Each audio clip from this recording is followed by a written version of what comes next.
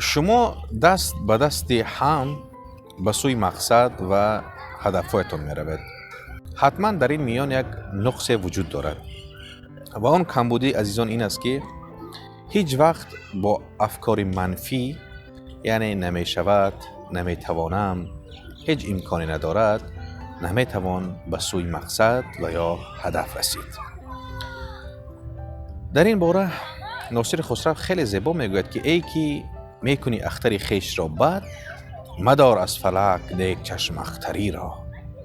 وقتی که شما اختر اقبال خیش را با افکار منفی، نمی شود، یعنی نمی توانم، از عهده‌اش نمی برایم، کسی به من کمک نمی رساند، من نفرانی موافقی ندارم که مرا دستگیری و کمک کنند، هیچ وقت شما به آرزو و هدفهایتان نمی رسید.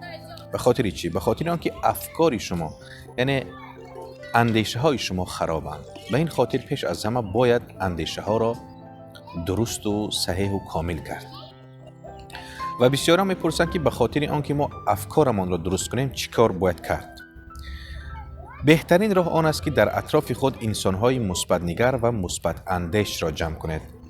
یعنی اگر در اطراف شما افرادی که هیچ وقت افکارشان نیک نباشد، نمیتوانند شما را یک مصلحت درست بدهند.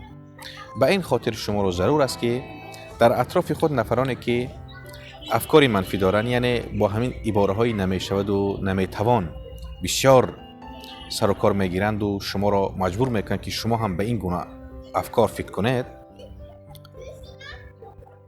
کنید که یکی از خرابی آورترین اندیشه ها را محیط شما، یعنی دوستان و نزدیکان شما، به شما تلقین میکنند و شما را در این گرداب میافتانند و در این وادی یا در این حدود و یا سرحدی که شما قرار دادید رهایی یابیتون بسیار دشوار می شود.